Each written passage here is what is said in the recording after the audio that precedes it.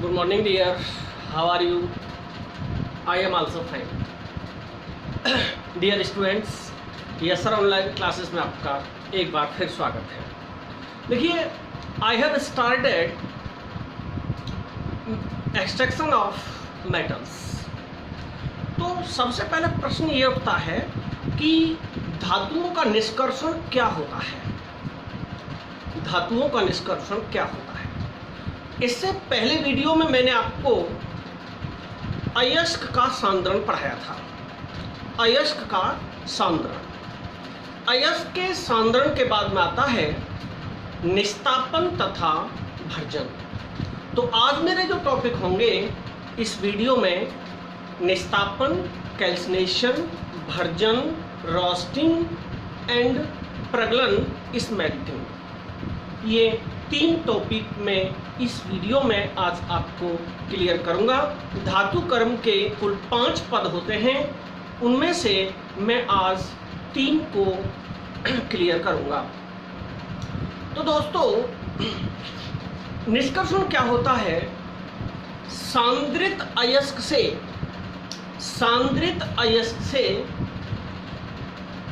अशुद्ध धातु को मुक्त अवस्था में प्राप्त करना धातु का निष्कर्षण कहलाता है।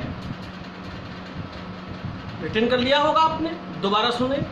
सांद्रित अयस्क से अशुद्ध धातु को मुक्त अवस्था में प्राप्त करना धातु का निष्कर्षण कहलाता है। धातु के निष्कर्षण की 2 प्रमुख विधियां हैं। पहली है अयस्क का निस्तापन और दूसरी है अयस्क का भर्जन। तो दोस्तों, फर्स्ट वी टेक अयस्क का निस्तापन,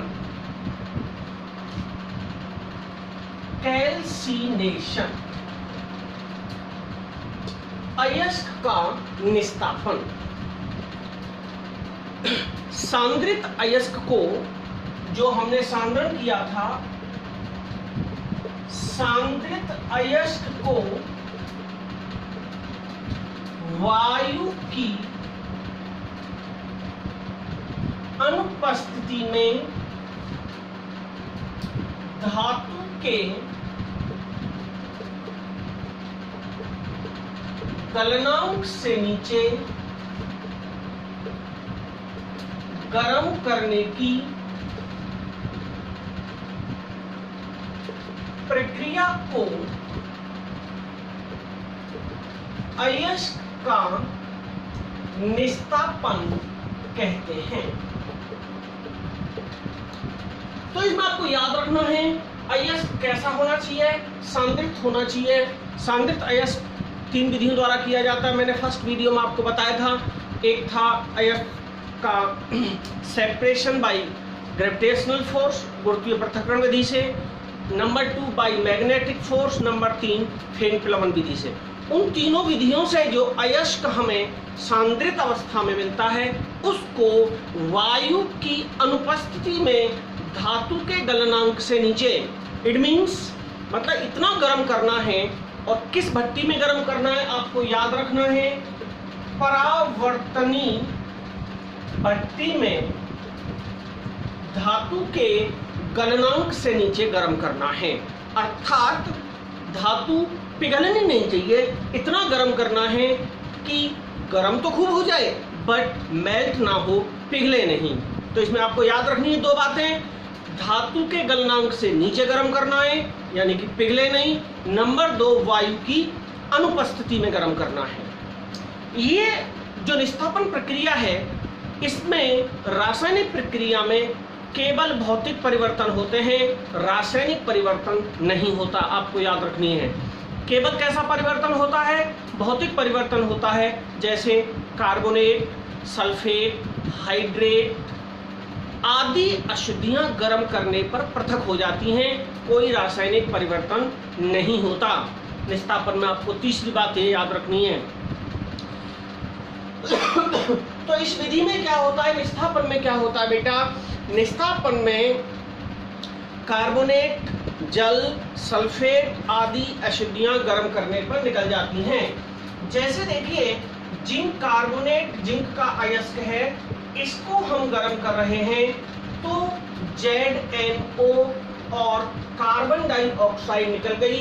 तो यहाँ आप देख रहे हैं प्लस O2 नहीं लगाया, प्लस O2 नहीं लगाया, इसका मतलब है कि वायु की अनुपस्थिति में गर्म किया गया है, वायु की अनुपस्थिति में गर्म किया गया है।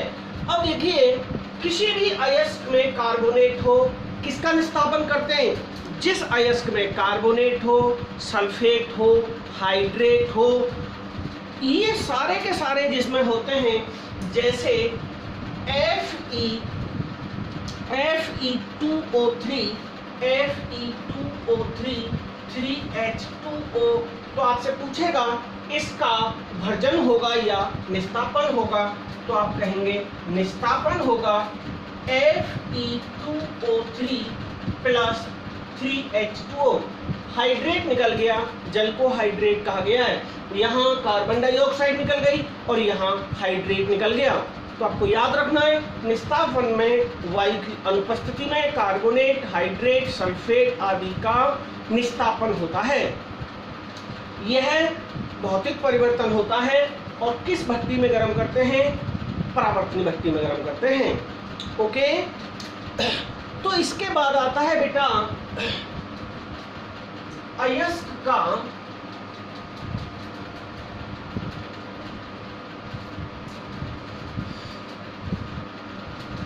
नंबर 2, अयस्क का भर्जन, इसे कहते हैं रोस्टिंग।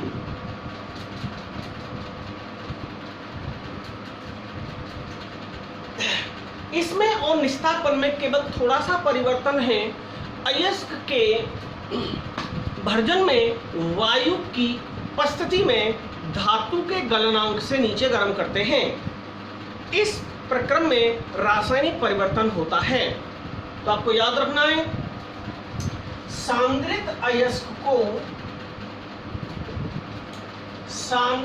अयस्क को वायु की उपस्थिति में धातु के गलनांक से नीचे गर्म करने की प्रक्रिया को अयस्क का भर्जन कहते हैं। देखिए जिन अयस्कों में सल्फर आदि अशुद्धियां होती हैं, उनका भर्जन किया जाता है। उन्हें धातु के गलनांक से नीचे वायु की उपस्थिति में गर्म किया जाता है। ओके, सल्फर आदि अशुद्धियां ऑक्सीकृत होकर उड़ जाती हैं। तो आपको याद रखना है इसमें कौन कौन सी रासायनिक अभिक्रियाएं होती हैं? ऑक्सीकरण, सल्फोनीकरण और क्लोरीनीकरण आदि रासायनिक अभिक्रियाएं होती हैं। जैसे Cu2S, तो इसमें आप देख रहे हैं सल्फर अशुद्धि है, इसको वायु की उपस्थिति में गर्म कर रहे हैं। O2 आ गया कि नहीं आ गया? तो क्या हो जाएगा बेटा 2Cu प्लस SO2 ऑक्सीकृत होकर के बाहर निकल गई। दूसरा देखें 2FeS plus O2 2FeS plus 3O2 gives us, तो सल्फर इसमें ऑक्सीकृत होकर के निकल जाएगा। तो क्या बनेगा बेटा 2FeO SO2। तो आप देख रहे हैं सल्फर आदि अशुद्धियां ऑक्सीकृत होकर सल्फर के साथ में ऑक्सीजन निकल गई, सल्फर ऑक्सीकृत होकर के टूट गया।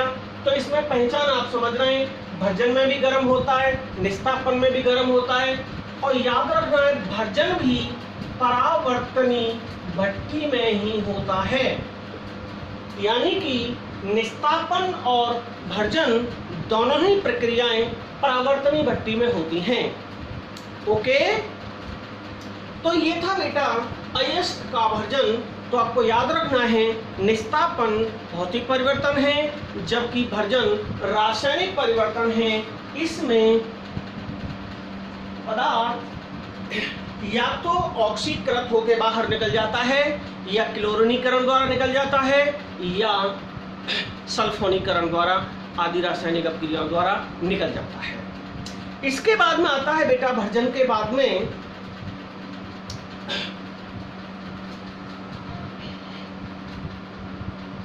अयस्क का प्रगलन। अयस्क का ये चौथा पॉइंट है, अयस्क का प्रगलन। आप कहेंगे चौथा पॉइंट कैसे है? धातु कर्म के 5 पद होते हैं। पहला पद था अयस्क का सांद्रण, आई हैव डन। दूसरा था अयस्क का भर्जन, तीसरा था अयस्क का निस्तापन, ये चौथा पद है अयस्क का प्रगलन। भर्जित या निस्तापित अयस्क को गालक मिलाकर, गालक को कहते हैं फिलक्स, आप समझेंगे अभी। गालक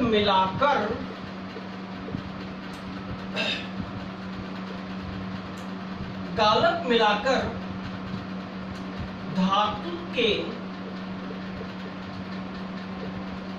गलनांक से ऊपर गर्म करते हैं। प्रगलन का मतलब होता है अर्थात गलाते हैं। यह प्रक्रिया तब करते हैं जब अयस्क में इस प्रकार की, जब अयस्क में इस प्रकार की अशुद्धियां हों जिनका गलनांक धातु के गलनांक से अधिक होता है। समझें प्रगलन कब होता है, इसे आप नोट कर लें। प्रगलन कब होता है बेटा? जब अयस्क में इस प्रकार की अशुद्धियां हों, अशुद्धियों का गलनांक धातु के गलनांक से अधिक हो। अशुद्धियों का गलनांक जब धातु के गलनांक से अधिक होता है तब अयस्क में गालक मिलाकर वात्या भट्टी में खूब गर्म करते हैं जिससे कि धातु पिघल जाए। प्रगलन किस भट्टी में होता है? वात्या भट्टी में। ओके, दोनों भट्टियों को मैं अभी आपको समझाऊंगा, परावर्तनी और वात्या भट्टी को।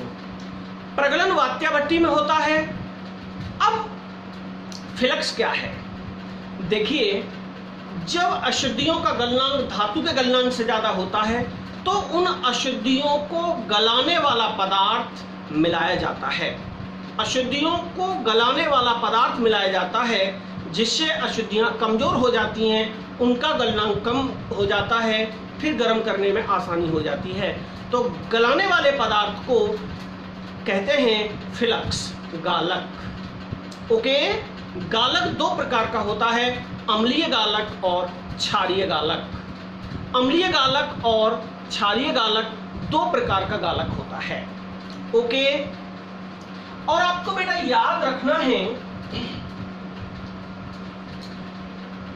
गालक जो रिलेशन करता है वो अशुद्धि से करता है। तो आपको याद रखना है गालक प्लस अशुद्धि बराबर धातुमल। गालक को कहते हैं फिलक्स, इसको कहते हैं मैट्रिक्स अशुद्धि, और ये बन जाता है स्लैग धातुमल। तो आपको याद रखना है गालक प्लस अशुद्धि और दोनों मिलाकर के बनाते हैं धातुमल। तो आपको याद रखना है अम्लीय अधात्री को हटाने के लिए क्षारीय गालक का प्रयोग करते हैं। अगर अम्लीय अशुद्धि है अम्लीय अशुद्धि है तो उसमें क्षारीय गालक मिलाया जाएगा, ये बात याद रखनी है आपको। और अगर क्षारीय अशुद्धि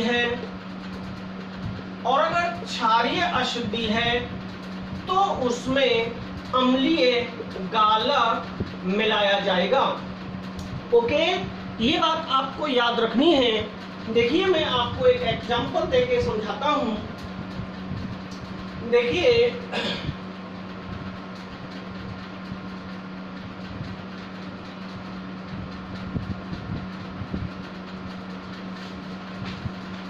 ये है एग्जांपल बेटा।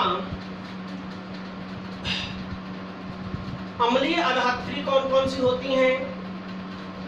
अम्लीय अधात्री का मतलब अम्लीय अशुद्धियां होती हैं SiO2, P4O10, P4O10 ये अम्लीय अधात्री होती हैं और इनके लिए क्षारीय गालक होता है। आपको याद रखना है बेटा, ऐसे परीक्षा में पूछा जाता है CaO एंड MgO, यानी कि किसी में अगर ये अशुद्धियां हैं तो उसमें ये गालक मिलाए जाएंगे।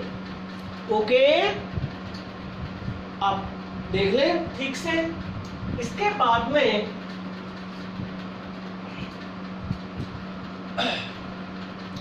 अगर अशुद्धि क्षारीय है, अगर क्षारीय अधात्री है, अधात्री कहते हैं अशुद्धि को, क्षारीय अगर अधात्री है तो वो यहाँ CaO, MgO, MnO इनके लिए अम्लीय गालक को उलट जाते हैं। याद रखना आप, अम्लीय गालक का काम करने लगेगा फिर SiO2। तो आप देख रहे हैं इन दोनों का अपोजिट हो गया कि नहीं हो गया? अम्लीय ये थी तो ये एक दूसरे में रिवर्स काम करने लगते हैं। जैसे क्षारीय के लिए मैं लिख रहा हूं CaO प्लस SiO2 CaSiO3, ये तो है अधातु यानी कि अधात्री, ये है इसमें गालक, अम्लीय गालक है, ये क्षारीय अशुद्धि थी तो ये बन गया बेटा धातुमल। और इसके लिए ये तो क्षारीय के लिए हो गया, अब मैं अम्लीय के लिए लिख रहा हूं SiO2 प्लस, ये अम्लीय अशुद्धि हो गई, अम्लीय अधात्री हो गई, ये गालक हो गया कौन सा बेटा? क्षारीय। इसने मिलके दोनों ने क्या बनाया? CaSiO3, CaSiO3 कैल्शियम सिलिकेट धातु मल बन गया। तो ये तो है यहां क्षारीय गालक और ये था यहां अम्लीय गालक। गालक दो प्रकार का होता है। तो बेटा इस तरीके से ये था प्रगलन। तो अब क्षारीय और अम्लीय गालक के बारे में पूछ लिया जाता है। इसके बाद में आता है धातु कर्म का अंतिम पॉइंट, वो है अयस्क का शोधन, यानी कि सांद्रण से लेके ये 5 पदों में होकर के आपको गुजरना पड़ेगा, तब आपको प्राप्त होगा धातु, मेटलर्जी कंप्लीट होगी। तो बेटा अयस्क का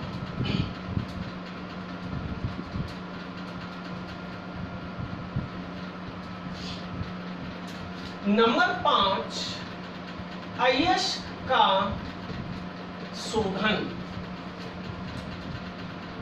प्योरिफिकेशन। अयस्क का शोधन, देखिए उपरोक्त चारों पदों के बाद में जो हमें अशुद्ध धातु प्राप्त होती है, अंत में उसका शोधन किया जाता है। शोधन की बहुत सारी विधियां हैं, अयस्क के शोधन की बहुत सारी विधियां हैं, जैसे कि अयस्क शोधन की बहुत सारी विधियां हैं। आजकल जो आधुनिक विधि है वो है विद्युत अपघटन, दूसरी विधि है आशवन, तीसरी विधि है द्रवीकरण, चौथी विधि है दंड विलोडन। दंड विलोडन ये पॉलिंग के नाम से परीक्षा में पूछ ली जाती है, इसी को पॉलिंग कहते हैं। अगली विधि है नंबर 5वीं विधि है क्षेत्र परिशोधन। क्षेत्र परिशोधन इसी को जोन रिफाइनिंग कहते हैं। और अगली विधि है वाष्प प्रावस्था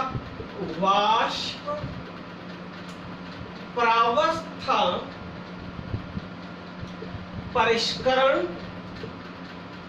ये 2 प्रकार की होती है, वाष्प मौन प्रक्रम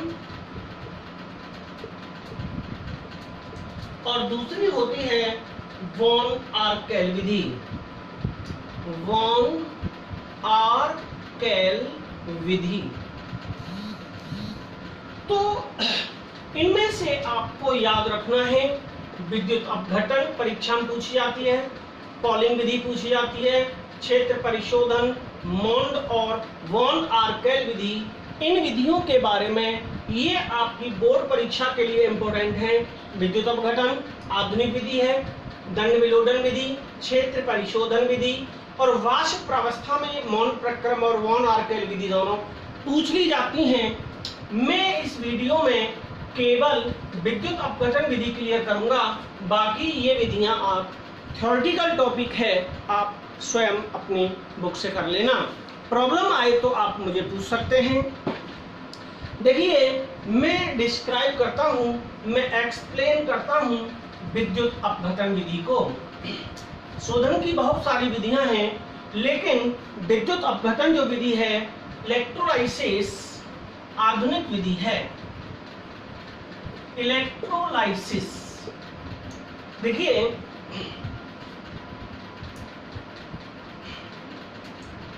उपरोक्त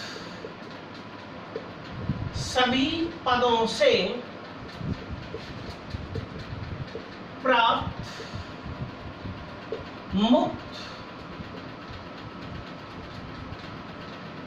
मुक्त अशुद्ध धातु को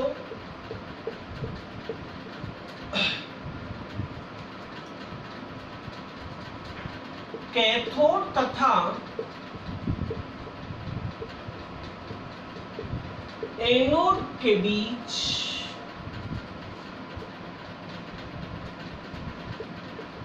विद्युत धारा प्रवाहित करके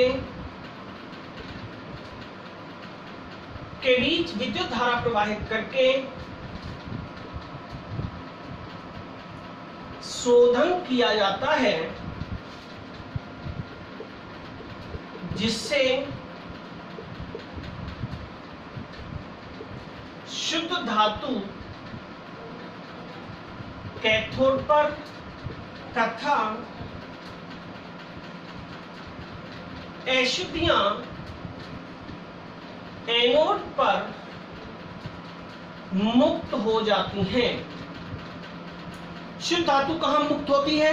शुद्ध धातु आपको पता है समस्त धातुएं धनात्मक होती हैं, समस्त धातुएं धनात्मक होती हैं, इसलिए वो कैथोड पर मुक्त हो जाती हैं। अशुद्धियां ऑक्सीजन, सल्फर आदि जो शेष अशुद्धियां रह जाती हैं सभी पदों के बाद में, वो जाकर के एनोड पर मुक्त हो जाती हैं। इस प्रकार से हमें लास्ट में कैथोड पर शुद्ध धातु प्राप्त हो जाती है। आप इसे नोट कर लें।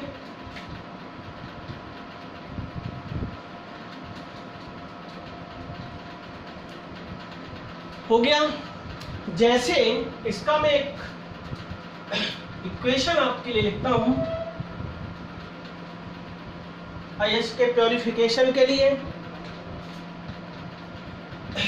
देखिए जब एल्यूमिनियम का शोधन करते हैं तो हमें एल्यूमिना प्राप्त होता है। एल्यूमिना का सूत्र होता है Al2O3। इस एल्यूमिना का विद्युत अपघटन कराएंगे, इलेक्ट्रोलाइसिस कराएंगे तो क्या हो जाएगा 4Al प्लस 3O2। ये तो हमें प्राप्त हो जाएगी एल्युमिनियम धातु तो कैथोड पर, और ये हमें ऑक्सीजन आपको पता है नेगेटिव होती है, इसलिए ये प्राप्त हो जाएगी एनोड पर। इस प्रकार हमें शुद्ध धातुएं हमेशा कैथोड पर प्राप्त हो जाती हैं। तो आपको याद रखना है जॉन रिफाइनिंग, जॉन क्षेत्र परिशोधन, मॉन्ड प्रक्रम और वॉन अर्केल, ये विधियां आप कर लेना। छोटी छोटी दो लाइन की हैं। इस प्रकार से धातु कर्म हो जाता है।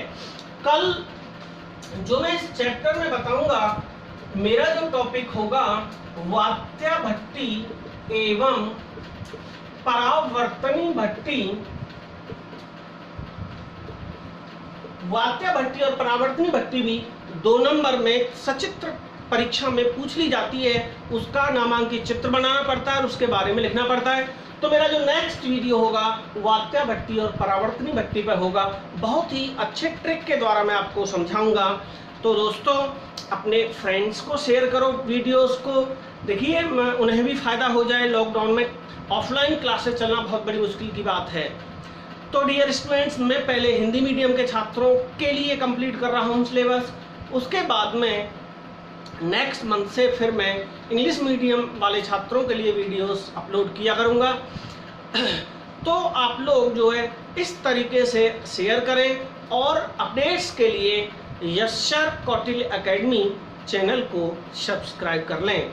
Subscribe please Yash sir Kautilya academy. तो दोस्तों आज के लिए बहुत बहुत धन्यवाद। मैंने आपको धातु कर्म कराया। कल मेरा टॉपिक इसी चैप्टर से वात्या भट्टी और परावर्तनी भट्टी होगा। थैंक्स, गॉड ब्लेस यू, नमस्कार।